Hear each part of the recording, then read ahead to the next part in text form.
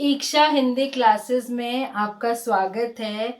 आज हम वाक्य के अंग, उद्देश्य और विधेय पढ़ेंगे। इसको शुरू करने से पहले मैं आपको बता दूं कि वाक्य क्या है। वाक्य सार्थक शब्दों का वह समूह है जो अपनी पूरी अभिव्यक्ति देता है, जो अपने पूरे भाव स्पष्ट करता है, जिससे हमें भाषा समझ में आती है। तो वाक्यों से ही भाषा बनती है। वाक्य बहुत ही महत्वपूर्ण भूमिका निभाते हैं भाषा में, और वाक्यों के ही अंग हैं उद्देश्य और विधेय। तो इसको शुरू करने से पहले मैं आपको एक रिक्वेस्ट करती हूँ कि आप मेरे चैनल को सब्सक्राइब कीजिए। आप पहले देखिए, आप समझिए। अगर आपको लगता है कि आपको इससे, मेरे वीडियो से फ़ायदा हो रहा है, कुछ समझ में आ रहा है, तो अपने दोस्तों के साथ शेयर कीजिए, लाइक कीजिए और बेल आइकन क्लिक कीजिए। अपने दोस्तों को बताइए। और आपको कुछ भी समझना हो, कुछ पूछना हो तो कमेंट बॉक्स में लिखिए, मैं उसका उत्तर अवश्य दूंगी। ये आपको ऐसा महसूस होगा जैसे आप क्लासरूम में पढ़ रहे हैं बैठकर। तो जितना हो सके फ़ायदा उठाइए और अपने दोस्तों के साथ शेयर कीजिए। तो हम शुरू करते हैं उद्देश्य और विधेय। शुरू करने से पहले हम देखते हैं दो उदाहरण। देखिए, ये उदाहरण है, रमेश पुस्तक पढ़ता है और लेखक कहानी लिखता है। ये दो वाक्य हैं। रमेश पुस्तक पढ़ता है, पहला वाक्य। पहले वाक्य में किसके बारे में कहा जा रहा है? एक लड़का है रमेश, उसके बारे में कहा जा रहा है। उसके बारे में क्या कहा जा रहा है? उसके बारे में कहा जा रहा है कि वह पुस्तक पढ़ता है। तो वाक्य के दो हिस्से हुए, दो अंग हुए। एक जिसके बारे में कहा जा रहा है, दूसरा अंग जिसके बारे में जो कहा जा रहा है। तो किसके बारे में कहा जा रहा है? रमेश। क्या कहा जा रहा है? पुस्तक पढ़ता है। दूसरा वाक्य हम देखेंगे, लेखक कहानी लिखता है। इसमें किसके बारे में कहा जा रहा है? लेखक के बारे में। लेखक के बारे में क्या कहा जा रहा है? कि वह कहानी लिखता है। तो इसमें भी दो अंग हो गए। लेखक पहला अंग, दूसरा कहानी लिखता है। तो जिसके बारे में कहा जाए वह एक अंग है, और उसके बारे में जो कहा जा रहा है वो दूसरा अंग है। पहले अंग को कहेंगे उद्देश्य और दूसरे अंग को हम कहेंगे विधेय। कभी भी स्पेलिंग में गलती मत कीजिए। उद्देश्य इस तरह लिखा जाता है, उद्देश्य, और विधेय, विधेय। कई मैंने इसमें देखा है, YouTube पर वीडियोस के ऊपर विधेय लिखा हुआ है। विधेय नहीं है, ये विधेय है, विधेय। तो वर्तनी की भूलें तो नहीं होनी चाहिए। तो पहला अंग हुआ उद्देश्य और दूसरा हुआ विधेय। रमेश उद्देश्य पुस्तक पढ़ता है, विधेय। लेखक उद्देश्य कहानी लिखता है, विधेय। दो अंग हो गए। अब हम आगे चलते हैं। तो हम क्या कहेंगे, अगर परिभाषा ही कोई पूछ ले हमसे, तो हम ये कह सकते हैं, कोई पूछ ले कि उद्देश्य क्या है, विधेय क्या है, तो हम कहेंगे उद्देश्य वाक्य का वह अंग होता है जिसके बारे में कुछ कहा जाए। उद्देश्य के बारे में जो कुछ कहा जाए वह विधेय होता है। और इंग्लिश में इसे सब्जेक्ट कहते हैं, उद्देश्य को, और विधेय को प्रेडिकेट कहते हैं। आपने इंग्लिश में भी पढ़ा होगा, तो रिलेट कर देने से थोड़ी सी आसानी हो जाती है समझने में। तो हमने देखा दो हिस्से, उद्देश्य और विधेय। मेरा भाई उद्देश्य होशियार है, विधेय मेरा भाई होशियार है। किसके बारे में कहा गया? मेरा भाई। क्या कहा गया? होशियार है। फिर सुरेश को बुखार है। किसके बारे में कहा जा रहा है? सुरेश।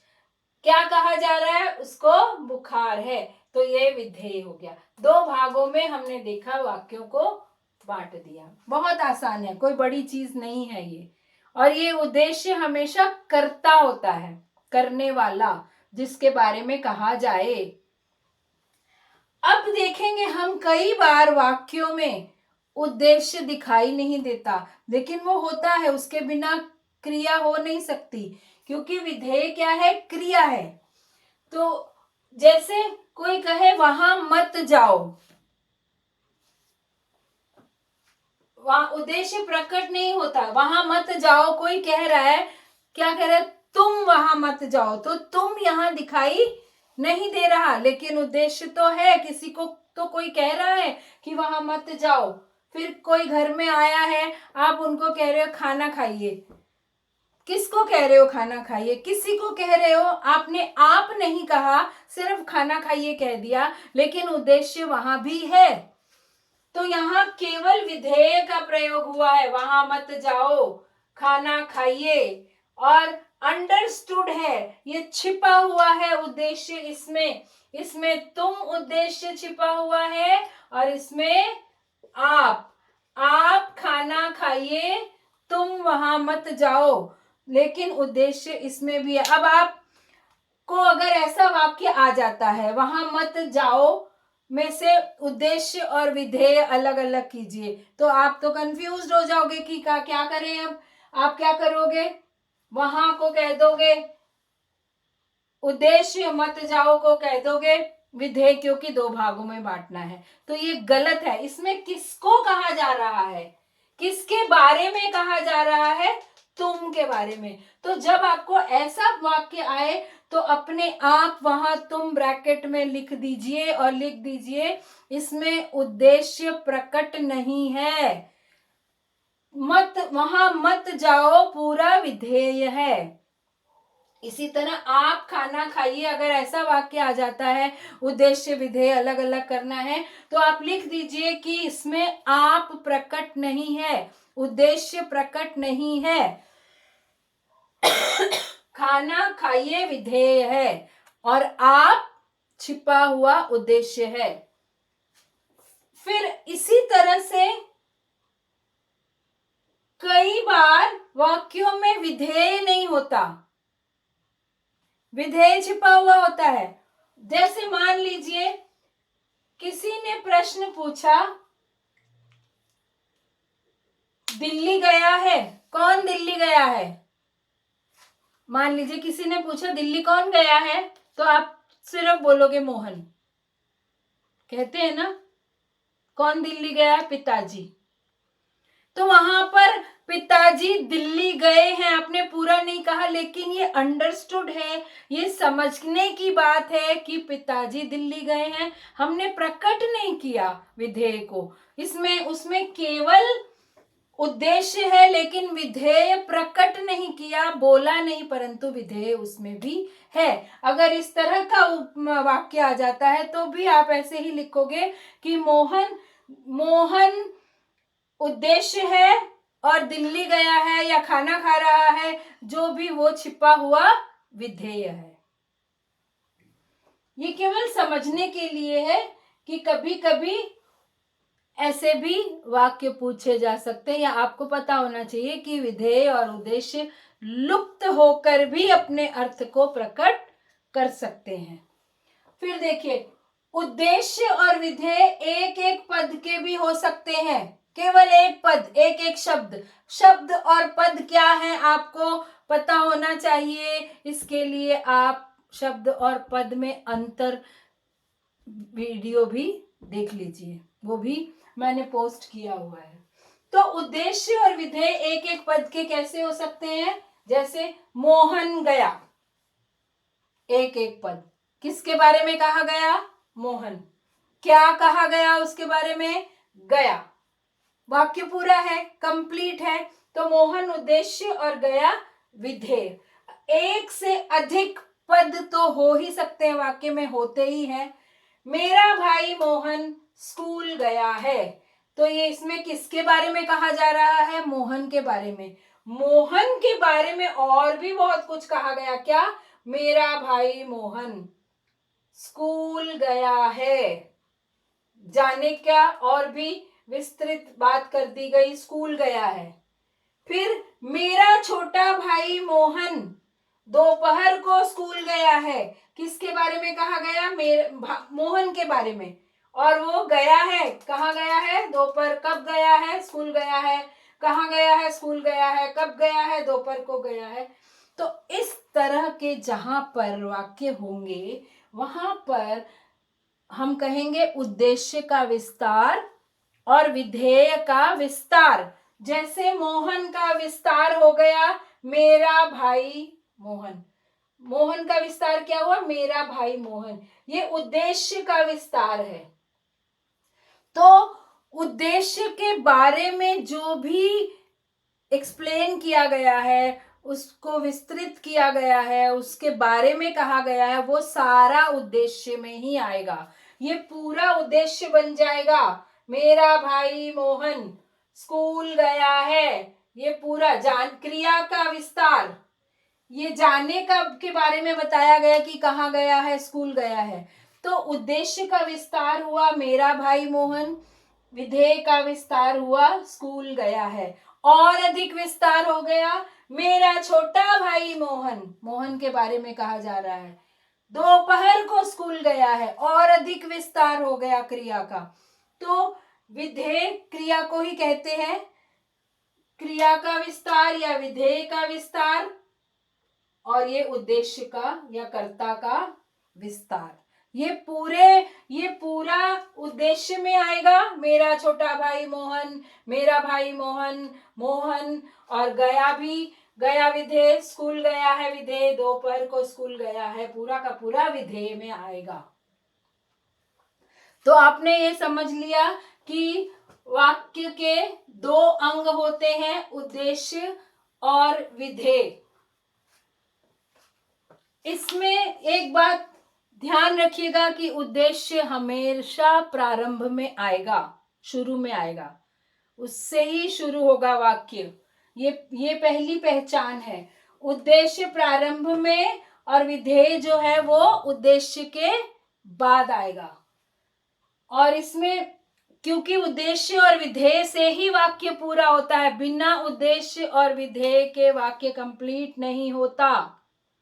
केवल उद्देश्य होगा, लेकिन मैंने बताया उसमें विधेय छिपा हुआ होगा। केवल विधेय होगा तो उद्देश्य छिपा हुआ होगा। तो देखिए इसमें कर्ता और क्रिया अनिवार्य है। जैसे ईश्वर है। ईश्वर कौन? किसके बारे में बात हो रही है? ईश्वर के बारे में। क्या बात हो रही है? वो है, उसकी उपस्थिति है, तो ये क्रिया है। मोहन डॉक्टर है। मोहन के बारे में बात हो रही है। क्या है वो? डॉक्टर है। वह घर में है। वह किसके बारे में बात हो रही है? उसके बारे में। वह उद्देश्य, मोहन उद्देश्य, ईश्वर उद्देश्य, घर में है विधेय। मोहन ने सोहन को किताब दी। तो देखिए वाक्यों में केवल उद्देश्य और एक विधेय नहीं होता, दो अंग तो होते ही हैं। उसमें उसको पूरा करने के लिए कई बार हम वाक्यों में कारक लगाते हैं, कभी क्रिया लगाते हैं, अधिकरण, कर्म, किसी भी कार्य की विभक्ति की आवश्यक, इसमें आदि बोधक चिन्ह की आवश्यकता हो सकती है। तो वाक्यों में तो बहुत सारे पद आते हैं, लेकिन उन पदों के साथ में ही उनको उद्देश्य और विधेय में अलग करना पड़ता है। अंग दो ही होंगे, चाहे उसके बीच में कितने भी कारक की विभक्तियां आ जाएं, कुछ भी आ जाए, उसके बीच में समुच्चय बोधक आ जाए, संबंध बोधक आ जाए, लेकिन अंग दो ही बनेंगे। जैसे मोहन ने सोहन को किताब दी। अब कर्ता का चिन्ह सोहन, मोहन ने, कर्ता का चिन्ह है ने, मोहन ने उद्देश्य सोहन को किताब दी, ये पूरा विधेय। तो अगर हम इनको छोटा कर दें इन वाक्यों को, तो कोई अर्थ स्पष्ट नहीं होगा। जैसे मान लीजिए ईश्वर है को हम अलग छोटा कर दें, ईश्वर, खाली ईश्वर बोले और खाली है बोले तो कोई अर्थ स्पष्ट नहीं होगा। मोहन डॉक्टर है, मोहन खाली बोलेंगे, जब तक प्रश्न ना पूछा जाए खाली मोहन लिख दे तो कोई अर्थ स्पष्ट नहीं होगा, और सिर्फ डॉक्टर है लिखे तो भी अर्थ स्पष्ट नहीं होगा। वह खाली लिखे तो अर्थ स्पष्ट नहीं होगा। घर में है, खाली घर में है लिखे तो भी अर्थ स्पष्ट नहीं होगा। मोहन ने केवल लिखे तो अर्थ स्पष्ट नहीं होगा।